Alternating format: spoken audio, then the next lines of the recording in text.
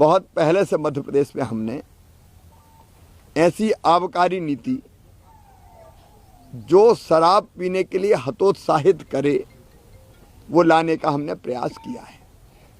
नशा एक सामाजिक बुराई है और इसलिए मैंने मुख्यमंत्री रहते हुए तय किया था कि मध्य प्रदेश में कोई नई शराब की दुकान नहीं खोली जाएगी।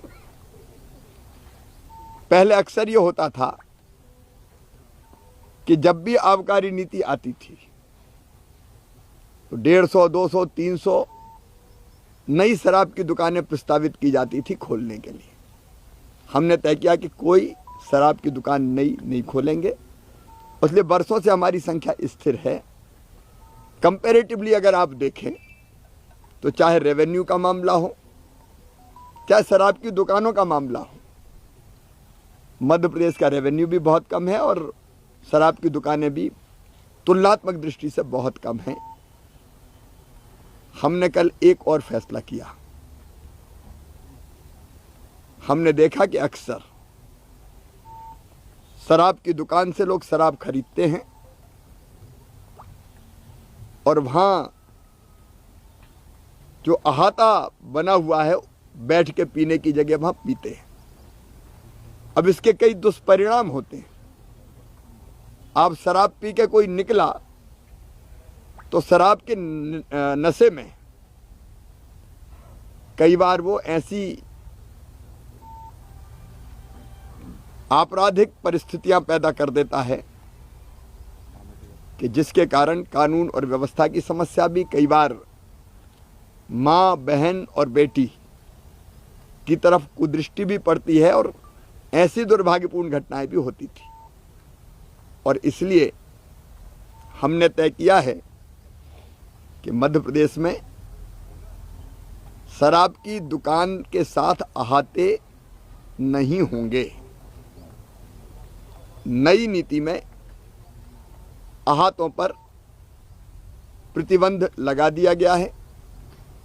केवल एक यही कदम नहीं, इसके पहले भी जब नर्मदा सेवा यात्रा निकली थी तब मां नर्मदा जी के तट पर जो शराब की दुकानें थी उनको भी हमने बंद करने का काम किया था।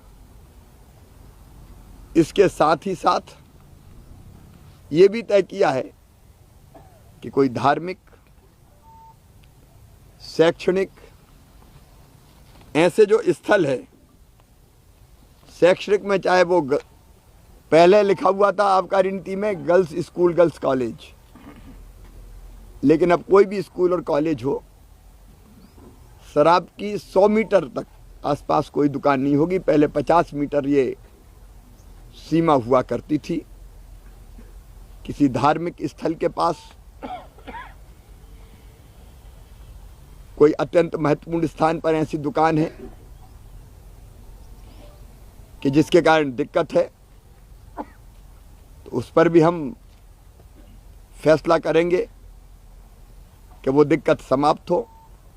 लेकिन हमने एक चीज और देखी, शराब पी के गाड़ी चलाने की लत। अगर आपने नशा कर लिया, शराब पी ली, तो खुद पर नियंत्रण नहीं रहता और इसलिए या तो खुद दुर्घटना के शिकार हो जाते हैं।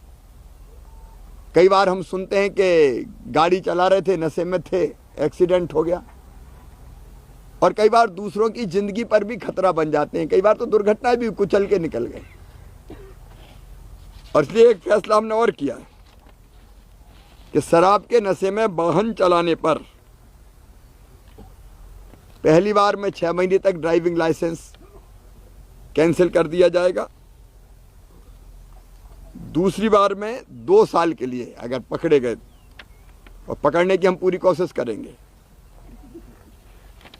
लेकिन तीसरी बार में तो फिर आजीवन प्रतिबंध लगा दिया जाएगा कि तुम गाड़ी चला ही नहीं सकते कभी। तो ये हतोत्साहित करना जरूरी है इस प्रवृत्ति को, और सुरक्षित लोगों को रखना भी जरूरी है।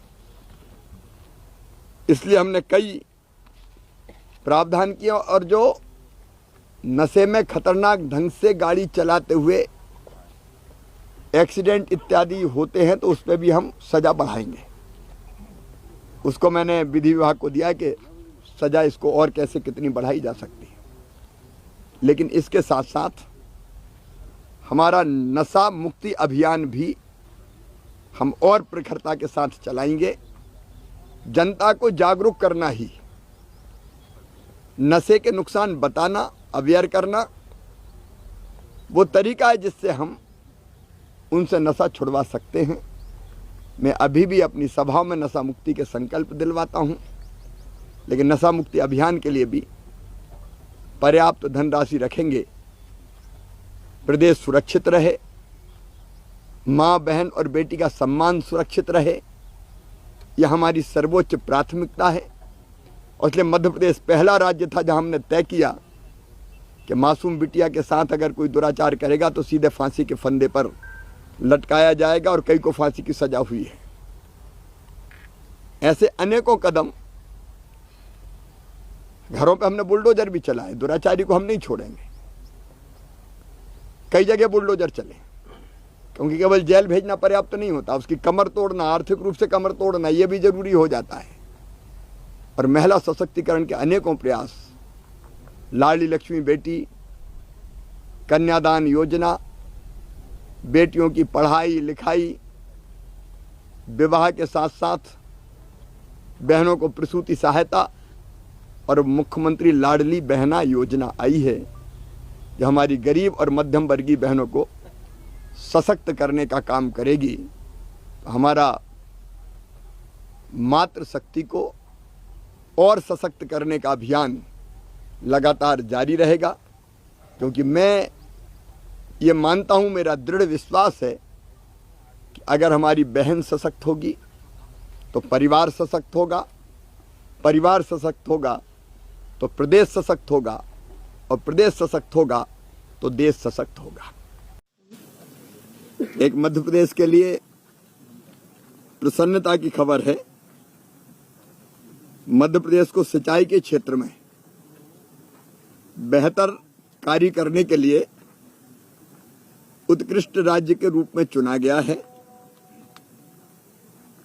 केंद्रीय सिंचाई एवं ऊर्जा ब्यूरो द्वारा मध्य प्रदेश को CBIP अवार्ड प्रदान किया गया, मतलब central board of irrigation and power.